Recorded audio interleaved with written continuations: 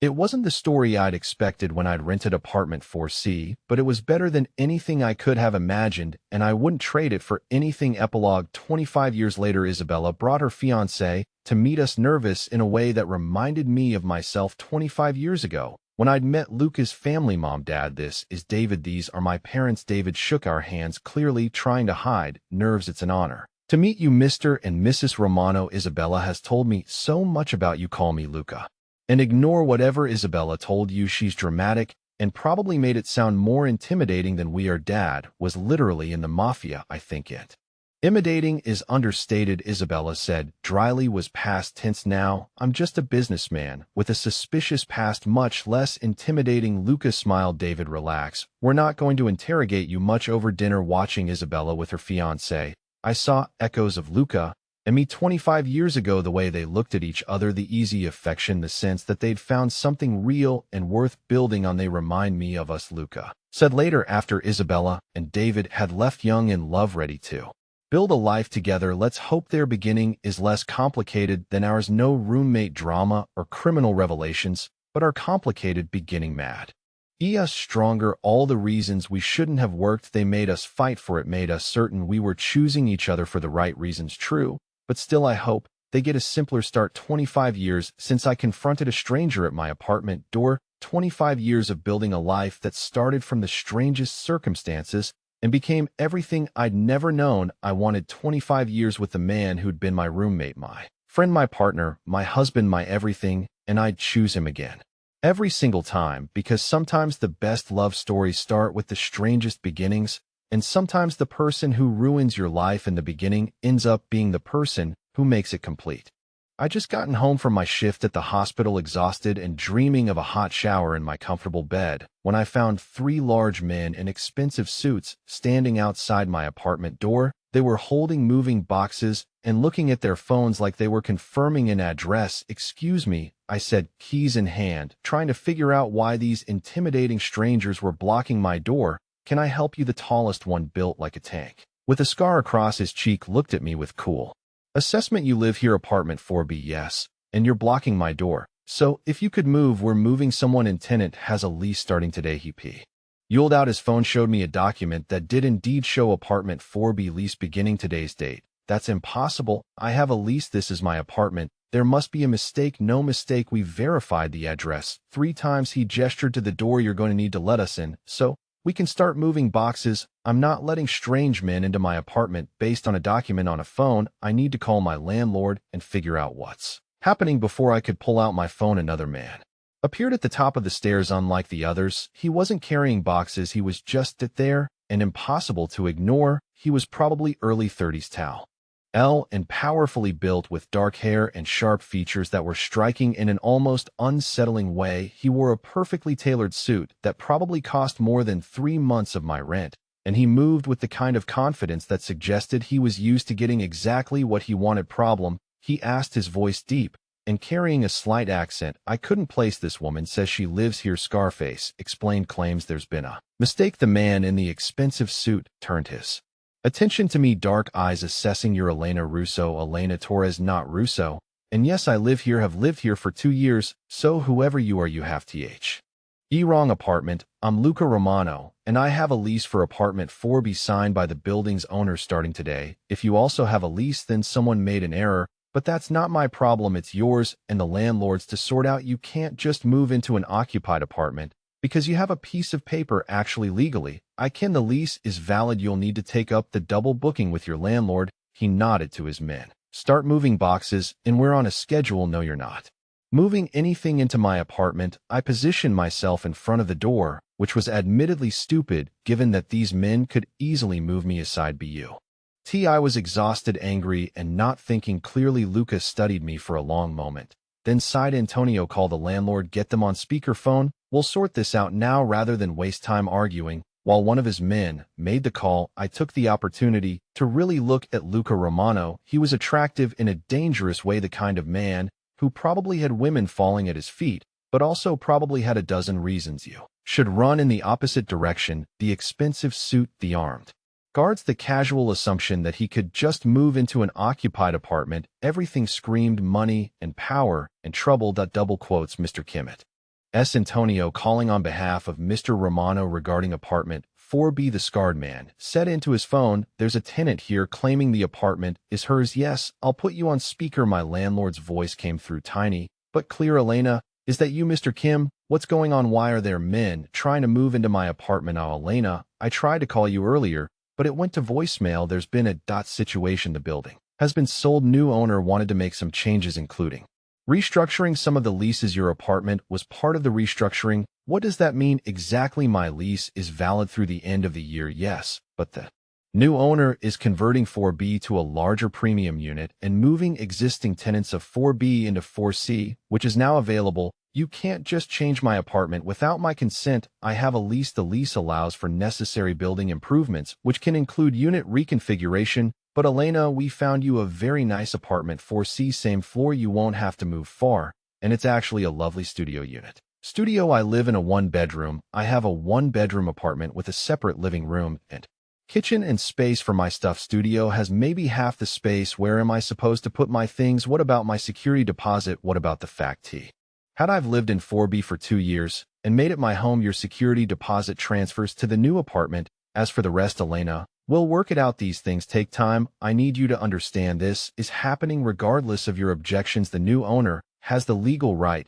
to reconfigure units with proper notice. I understand you're upset. We can discuss this later. For now, your new keys are on the kitchen counter in 4C. He hung up. I turned to Luca Romano, who'd been watching this entire exchange with an expression that was either amusement or pity. "I couldn't tell which. Congratulations, you got my apartment. I hope you're happy. I didn't get your apartment. I signed a lease for an available unit. If your landlord mishandled the situation, that's between you and him. I'm just moving into the apartment I legally rented with armed guards and moving teams like you're some kind of." I stopped, really looking at the men surrounding him. Professional, alert, constantly scanning the surroundings. "Who are you? What kind of person needs security like this just to move into an apartment?" "Someone who values safety and privacy. Now, if you'll excuse me, we have moving to do. I'm sure you want to check out your new apartment and make sure your belongings are intact." He was dismissing me like I was an inconvenience he'd already dealt with and could now ignore. The arrogance made my anger flare even hotter. 4C is a studio. It's half the size of this apartment. If my things don't fit, if anything is damaged,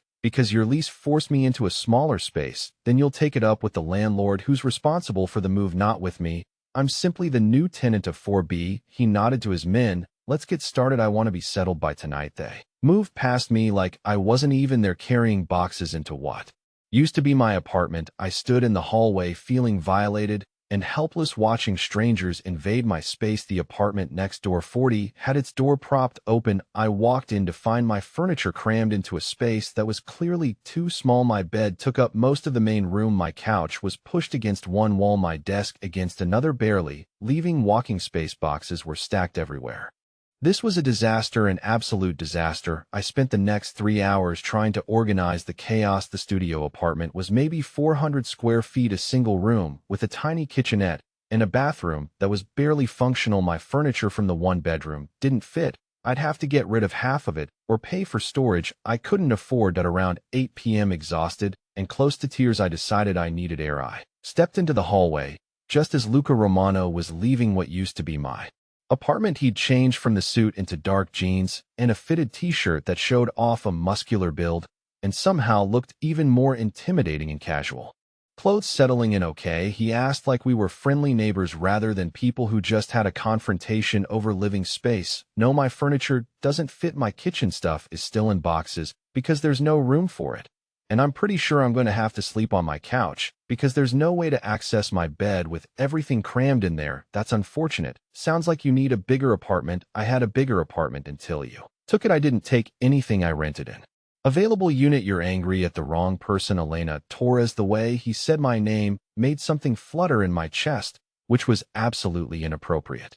Given the circumstances, I blamed exhaustion. "Whatever, I'm going to get food. Try not to make too much noise moving in. Some of us have to work early shifts and need sleep." "What kind of work?" "I'm a nurse at Metropolitan Hospital. I work 12-hour shifts starting at 6 a.m., so noise after 10 p.m. would be really inconvenient." "Noted. I'll keep it down." He sounded sincere, which threw me off. I'd expected him to be dismissive or not care, but he was actually acknowledging my request. "Thank you," I said grudgingly, and Just so you know, if you're planning parties or having lots of people over, these walls are thin. I'll hear everything. Not a party person you won't have. Noise issues from me. He paused at the top of the stairs. For what it's worth, I am sorry about the apartment situation. I know it's not ideal for you. If there's anything I can do to make the transition easier, let me know. Then he was gone, heading downstairs. Before I could respond, over the next week, I adjusted to my new living situation, which is to say I hated every minute of it, but had no choice. The studio apartment was cramped and uncomfortable. I'd sold half my furniture at a loss just to make space, and every time I walked past apartment 4B, my former apartment, I felt a surge of resentment toward Luca Romano, though to be fair, he'd been a surprisingly considerate neighbor. No noise after 10 p.m., no parties, no disruptions. In fact, I barely saw him. He seemed to come and go at odd hours, sometimes not home for days at a time. Maybe he's a drug dealer, my coworker Jessica suggested during our lunch break. I told her about the apartment situation, though I'd left out the part about Luca being disturbingly attractive rich guy, security guards, irregular hours. That screams illegal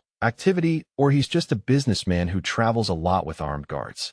Girl, that's not normal businessman behavior. You should be careful, maybe get a better lock on your door. She had a point. There was definitely something unusual about Luca Romano, but I had bigger problems than figuring out my mysterious neighbor's profession, like the fact that my student loans were due, my car needed repairs I couldn't afford, and I just gotten a notice that my health insurance premiums were going up. 2 weeks after Luca moved in, I came home at 11 p.m. after a brutally long shift to find my key wouldn't work in the lock. I tried 3 times before accepting that something was wrong. Exhausted and on the verge of tears, I knocked on 4B. After a minute, Luca answered, looking like he'd been working. Dress shirt, partially unbuttoned, sleeves rolled up, hair slightly messed up in a way hat should have looked disheveled, but instead looked unfairly attractive. Elena, everything okay? My key won't work. I think the lock is broken or something. Do you have Mr. Kim's emergency number? I can't find it in my phone. It's almost midnight. Calling now probably won't get you anywhere. Maintenance won't come until morning. He stepped back from his door. You're welcome to wait in here until you figure something out. I was working anyway,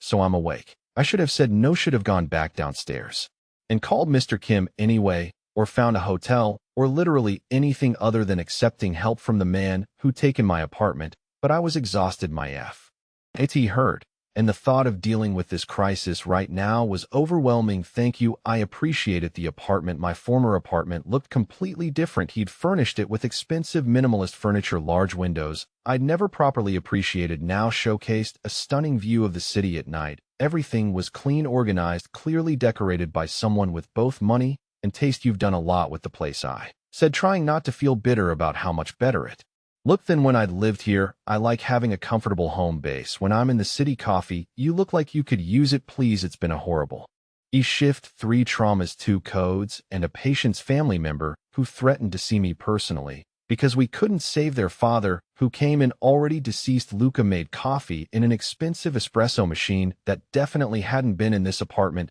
when I lived here. Sounds rough. How long have you been a nurse? 4 years. Sometimes it feels like 4 decades. I accepted the coffee gratefully. What do you do for work? I mean, Jessica thinks you're a drug dealer because of the security and irregular hours. He smiled slightly, something that transformed his usually serious face. Not a drug dealer. I run operations for my family's business, Impo RT Export, primarily based in Italy, but with significant work in New York. That's vague enough to be suspicious. It's vague because the details are boring. Shipping, manifests, customs, paperwork, supply chain, logistics. Not exactly cocktail party conversation, but interesting enough to need armed security. My family is wealthy and well known in certain circles. Security is a precaution, not a necessity. But after a kidnapping attempt on my cousin 3 years ago, we don't take chances. That sounded plausible. Rich families did have security for legitimate reasons. Maybe Jessica was wrong, and Luca was just a businessman with reasonable precautions. We talked FO the next hour about work, about the city, about the building and its quirks. He was surprisingly easy to talk to, with a dry sense of humor that made me laugh despite my exhaustion. And when I checked my phone and realized it was past 1 a.m., I was surprised by how quickly the time had passed. I should try my door again. Maybe the lock was just stuck, or I could call a locksmith now, have them come out first thing in the morning, get you a working lock by 8 a.m. That would be expensive. Emergency locksmith calls are ridiculous. Consider it a neighborly favor, compensation for taking your apartment. If you want to think of it that way, you didn't take my apartment.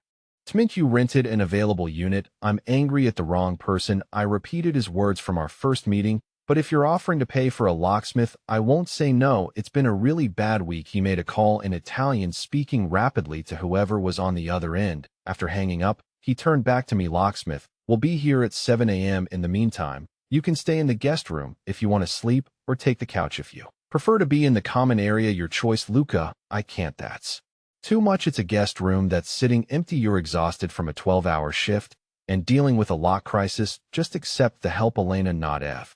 Everything has to be a fight. He was right. I was too tired to fight or to figure out alternatives. Okay. Thank you. I'll take the couch though. The guest room feels like too much. Suit yourself. Blankets and pillows are in the hall closet. Help yourself to anything in the kitchen if you get hungry. He started toward what I assumed was his bedroom, then paused.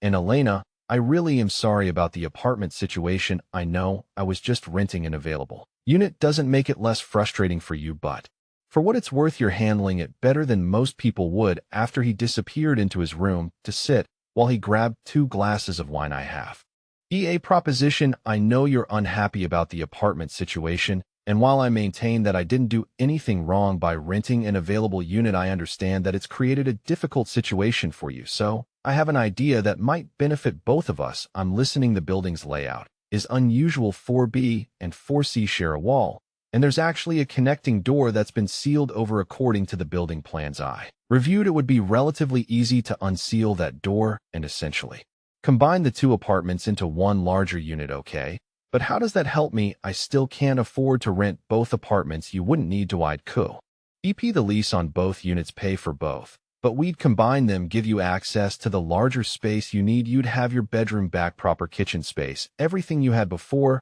and I'd have the benefit of a more secure setup. Having someone living in the connected unit means better monitoring of who's coming and going. You want us to be roommates in a sense. We'd have separate spaces. You'd have your areas, I'd have mine, but the shared wall would be accessible, and we'd essentially be living in a connected 2-bedroom setup instead of 2 separate units. That's a weird arrangement. Why would you even offer that? Because I feel guilty about the apartment situation, regardless of whether I'm technically at fault, because having someone trustworthy in the connected unit makes sense from a security perspective, and because honestly you seem like you could use a break. The reduced rent, the cramped space, the obvious financial stress. Let me help. Call it enlightened self-interest. I should have said no, should have recognized that this was a strange offer from a man I barely knew, but the thought of having proper space again, of not paying rent, of some financial relief during a time when every dollar counted, it was tempting, really tempting. What's the catch? There has to be a catch. No catch. You live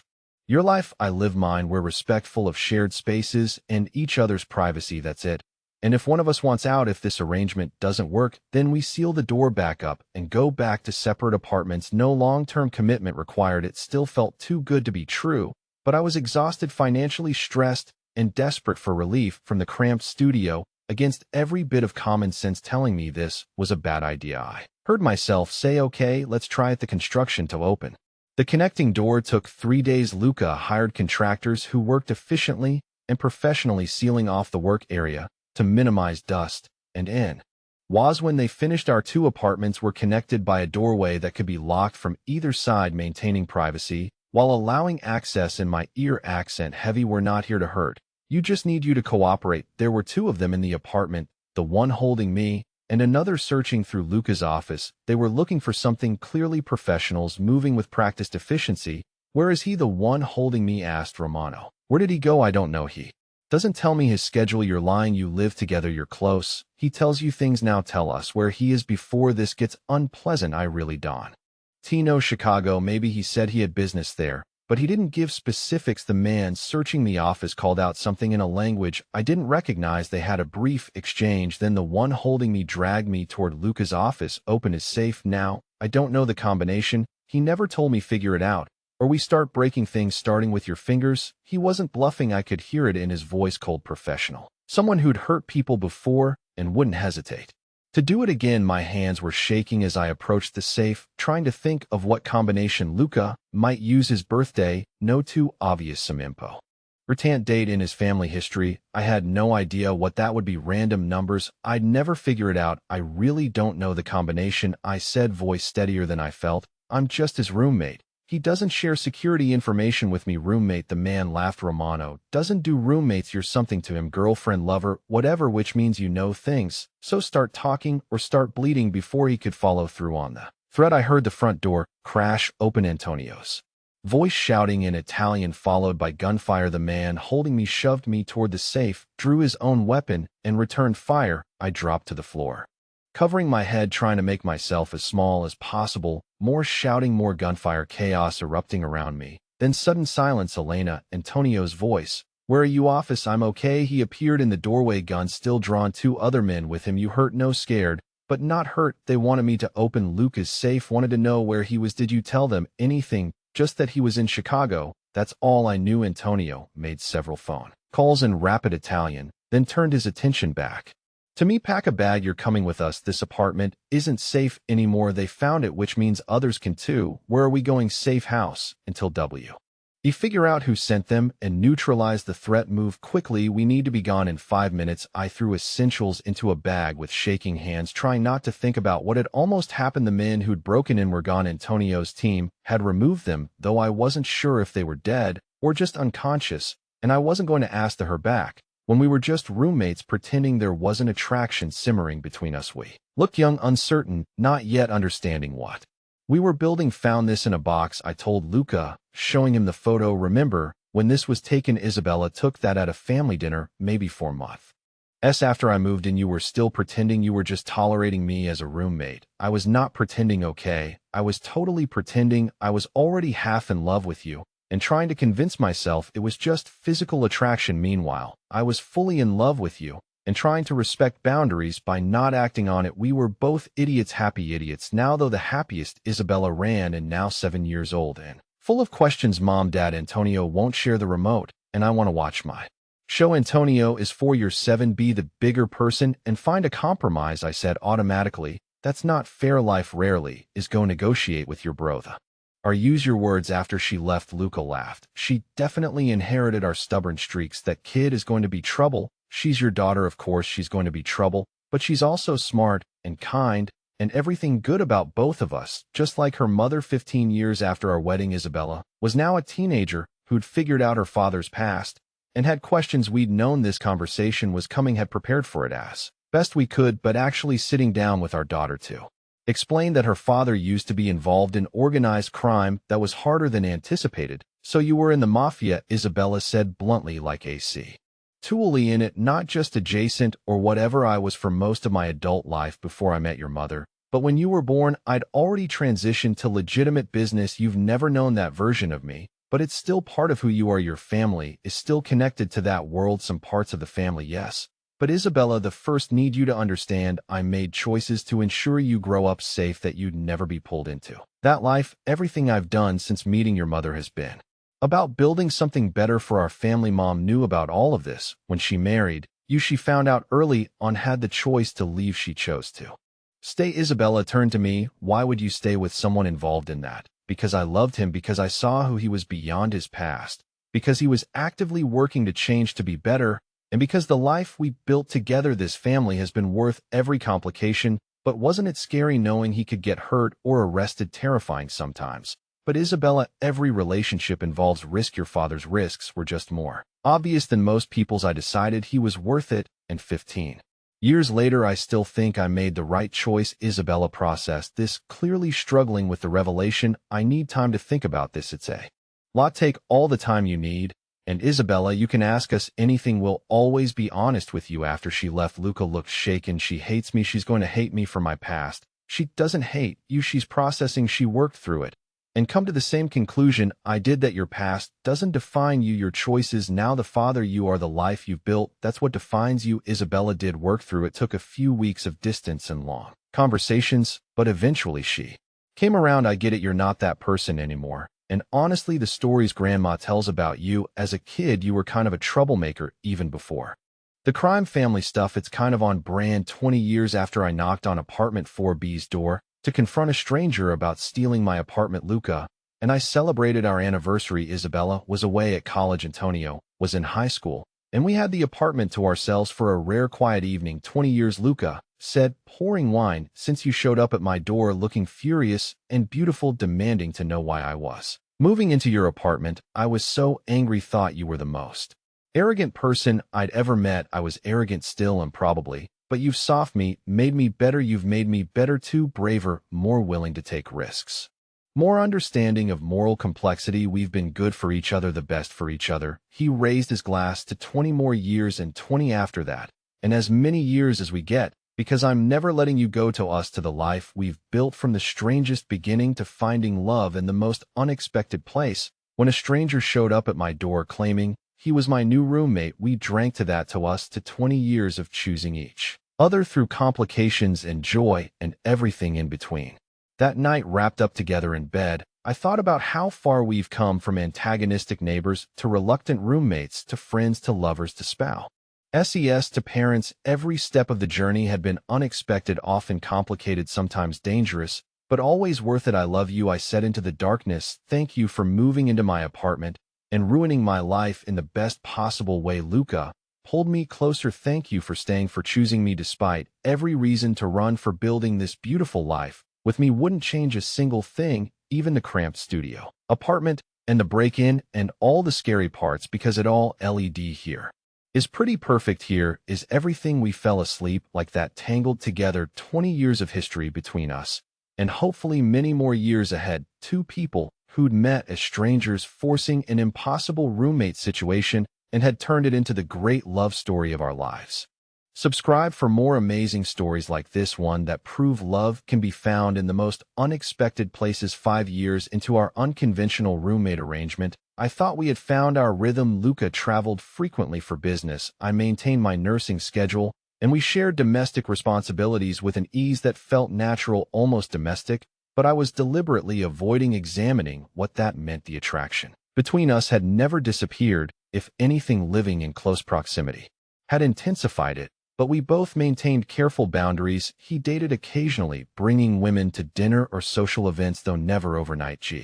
I had dated a few times myself, though nothing serious, and we both pretended we didn't notice the slight tension when either of us mentioned other romantic interests. It was a Tuesday evening in late September when everything shifted. I was cooking dinner in our shared kitchen space when Luca came home earlier than expected from a 3-day trip to Chicago. He looked exhausted, and there was something in his expression that made me pause. How was Chicago? I asked without looking up from the pasta I was stirring. Complicated, he said, dropping into one of the kitchen chairs. We need to talk, Elena. That tone made my stomach clench. The last time he'd used that serious voice was when he'd explained about his family's business, about the reasons for his security precautions. What's wrong? Nothing's wrong exactly, but there have been some developments, some changes in my family's business structure that might affect our living situation, affect how my uncle is stepping back from active management, which means more responsibilities are falling to me, more time in New York, but also more risk, more scrutiny from people who might see our arrangement as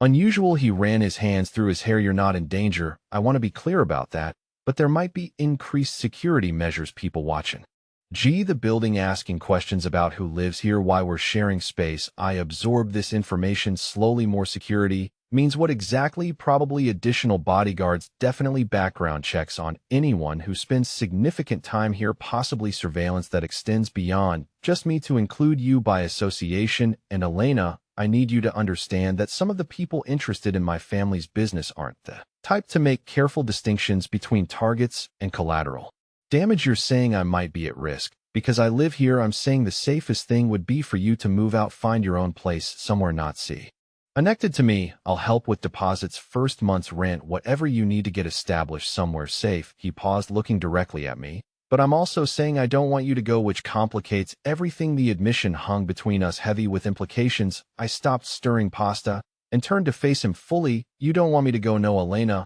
I don't want you to go. I haven't wanted you to go since about 3 weeks after you moved. And when you made me laugh so hard at your terrible movie commentary that I realized I was falling for my supposedly temporary roommate. But wanting you here and keeping you safe are two different things. And I won't put you at risk because I'm selfish. What if I don't want to go? What if I'd rather stay and deal with whatever increased security measures are necessary than move out and lose this, the us part, not just the apartment arrangement, But whatever this thing is between us that we've been carefully not naming for 5 years, you'd be taking on risks you never signed up for, Elena. This isn't just increased security, this is potential danger from people who solve problems with violence, who don't negotiate or compromise. I know what I'm asking you to consider, and it terrifies me that you might say yes, because you don't fully understand the implications.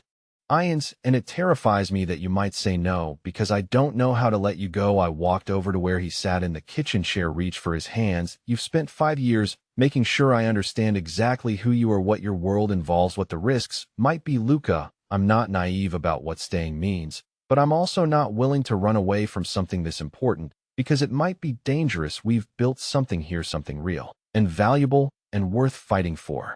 What exactly are we fighting for? He asked, his voice quiet. Because I need to hear you say it. We're fighting for us, for whatever this relationship is. When you stop pretending it's just a roommate arrangement, when we acknowledge that we've been building something that looks suspiciously like a life together for the past 5 years, when we admit that we're both in love and have been for longer than either of us wants to confess. You're in love with me. It wasn't really a question, more like confirmation. Desperately, completely, hopelessly in love with you, Luca Romano, and I think you feel the same way, or you wouldn't be this worried about my safety, or this reluctant to let me leave. I am completely in love with you, he said, standing up and moving closer. But Elena, love doesn't protect you from bullets or kidnapping attempts or the kind of people who would use you to get to me. Love just makes the stakes higher, makes the fear worse, because now I have something to lose that matters more than my own life. Then we figure out how to make this work safely, I said, reaching up to touch his face. We get better security, we're more careful about routines, we do whatever we have to do, but we do it together,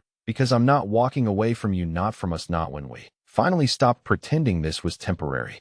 He kissed me, then soft at first, then deeper when I responded, and it felt like coming home after a long journey, like finally acknowledging something the tea had been building between us for years. When we broke apart, he rested his forehead against mine. This changes everything, Elena. Once we cross this line, once we make this official, there's no going back to being just roommates. I don't want to go back. I want to move forward with you, whatever that looks like, however complicated it gets. The next morning, Luca called a family meeting to discuss the change in our relationship status and what it would mean for security protocols. I sat in our living room, surrounded by serious men in expensive suits, while Luca explained that I was no longer just his roommate, but his partner, and that protection protocols needed to be adjusted accordingly. His uncle Vincent, a man who somehow managed to be both grandfatherly and terrifying, listened carefully, then asked me directly, you understand what you're accepting, Elena? Not just Luca, but everything that comes with him, the family, the business, the risks, the obligations that will extend to any children you might have someday.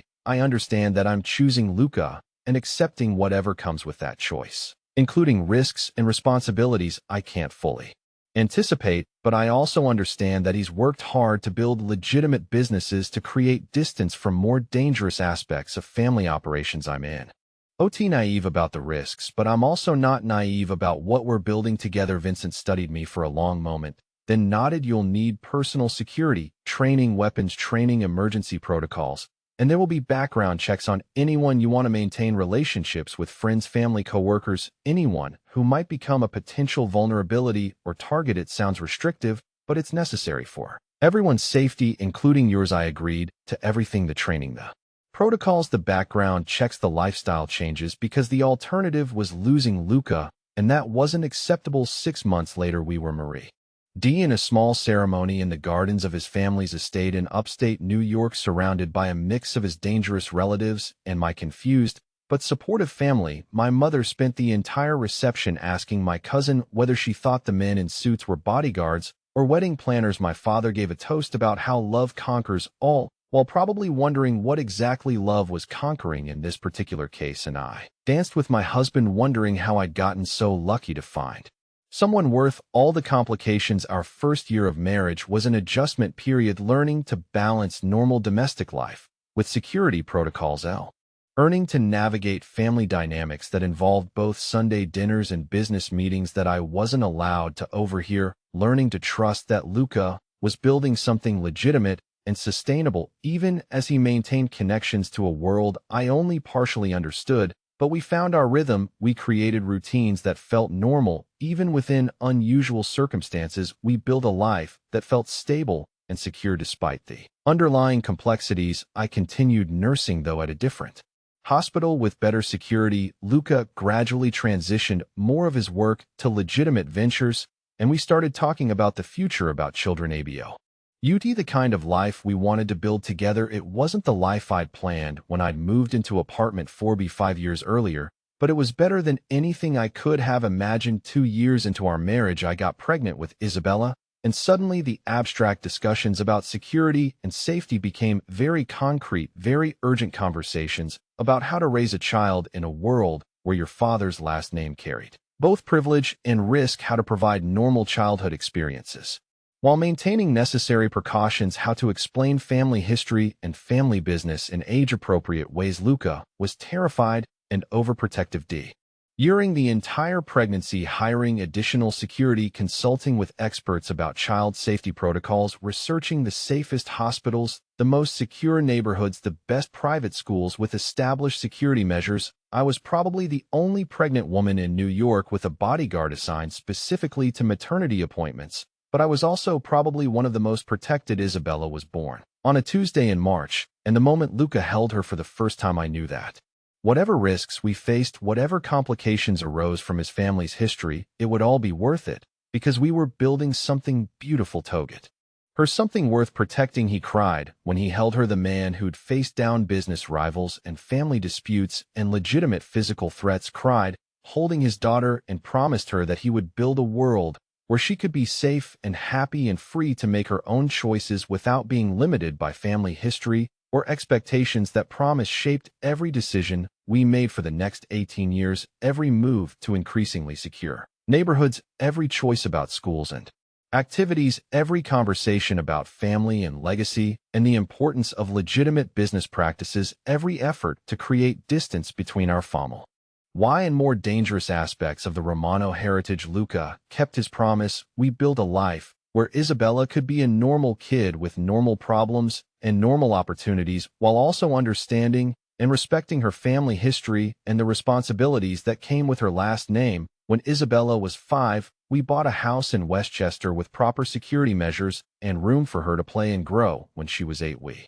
adopted Antonio, a child from the foster system who needed a family and fit perfectly into ours. When she was 12, we started having age-appropriate conversations about family business and family history. When she was 6, and we gave her the choice about college and career paths, making it clear that she could choose anything she wanted, including walking away from family business entirely. When she was 18, she chose to study business and international relations with the intention of eventually joining the legitimate side of family operations, but on her own terms, with full understanding of what that choice meant. At 25, she brought David home to meet us, nervous and excited and clearly in love with a good man who saw her for who she was, not what her last name represented. Watching them together at that first dinner, I saw echoes of Luca and myself 20 years earlier, young people building something real despite complications and obstacles, young people choosing each other despite rational reasons to walk away. They remind me of us, Luca said later, after Isabella and David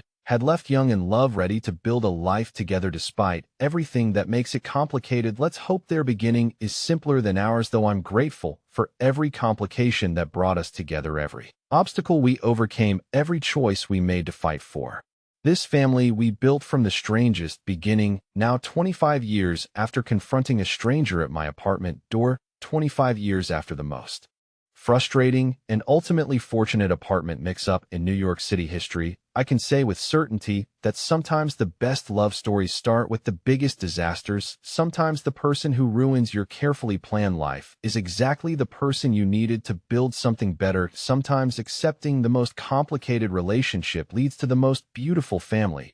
And sometimes saying yes to danger and uncertainty and a future you never imagined is the smartest decision you'll ever make. Subscribe for more stories about unexpected love that transforms everything.